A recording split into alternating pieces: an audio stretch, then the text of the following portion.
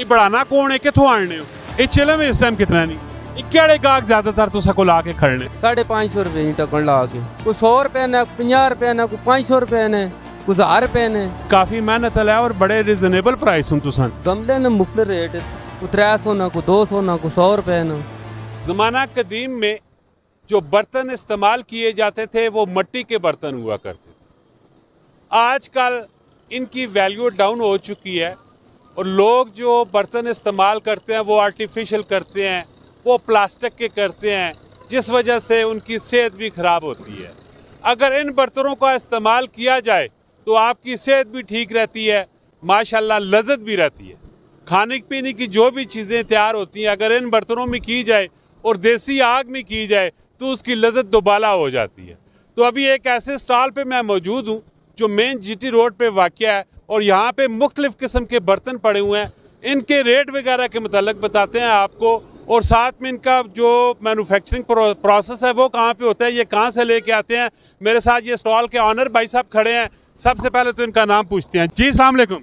वालेकुम सलाम। भाई ने ना की तनवीर अख्तर। तनवीर भाई केड़े इलाके ने हो? इसी मॉडल टाउन ने खानाबाद। कितने टाइम तो ये काम पे कर रहे हो? ये बड़े अरसा तो कर रहे हैं जी। अब ये बढ़ाना कौन है किथों आने हो? ये आने असी गुजराले तो गुजरात तो कितना कुछ कट्ठा माल चाह किन्ने होने हो या की करने होने हो? बस जड़ा जरूरत पैवे तो वही आने ए जीटी रोड नहीं होते तुसा ठैया लाया पे इस जगह कोई किराया देने हो कोई मामलात होना है क्यों लाया पे नहीं किसी ने इजाजत है की सिलसिला है? जी कैंट बोर्ड है लेनी इजाजत होनी जी जी पर्ची देने हो जी पर्ची देने हैं। अच्छा सारे से पहले तो मैं दसो कि ओ जड़ा पैर सफा करने वाला की उस आखने हो तुसी पत्थर ये कितना ना देने हो? एक 30 रुपए ना एक 50 रुपए ना। एक 30 रुपए ना ते एक 50 रुपए ना।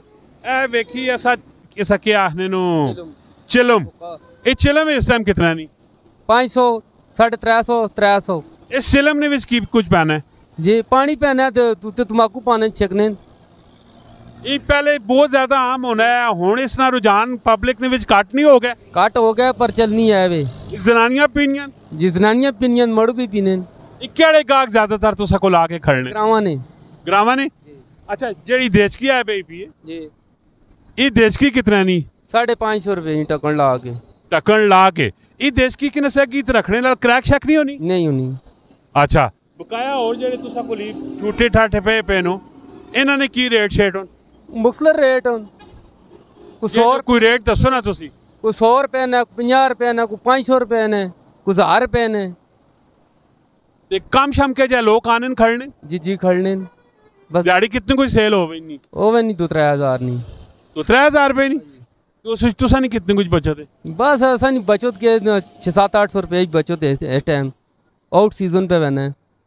तुसा ने सीजन केड़ा होना है? असन सीजन गर्मियां ना सर्दियां लोग नहीं खाने पीने सर्दियां खाने पीने पर लोग खड़ने काटोन ये क्या बस अगला सर्दियां विच की ना काम होना है कि ना आशवरी लोग बहने देसी हिसाब नाल टच देने ते अलग सर्दियां सीजन तो सन होना चाहिए। हां चलना रहना खाता थोड़ा बहुता लेकिन सेल तुसी आखने 3-4 रुपए नहीं होनी ते बहुत बड़ी काटे तुसी या फिर सच दसने ने पैने नहीं सच पे दसने आ सेल ही है कुछ।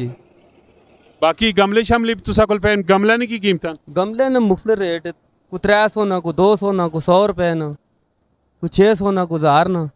हालांकि ये काफ़ी मेहनत वाला काम है ये जड़ा चीज़ा बनिया पियां ये काफ़ी मेहनत वाला है और बड़े रिजनेबल प्राइस हूँ तुसा जी।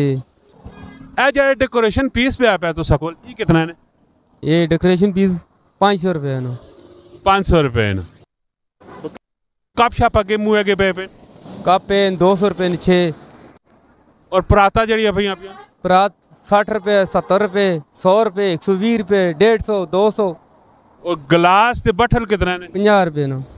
बठल कितना ने? 50 रुपए गिलास 50 रुपए ना 50 रुपए बड़े सस्ती चीज़ां जी देसी चीज़ां ने सेहत मारो भी ठीक होन और ज़रूर इंशाल्लाह तुसी विजिट करो इधर और बेहतरीन रिजनेबल रेट तुसा मिलसन ते अपना बहुत सारा ख्याल रखियो सेहत ना ख्याल रखना बहुत ज़्यादा ज़रूरी है। मिलने नेक्स्ट वीडियो च फी अमानिल्लाह।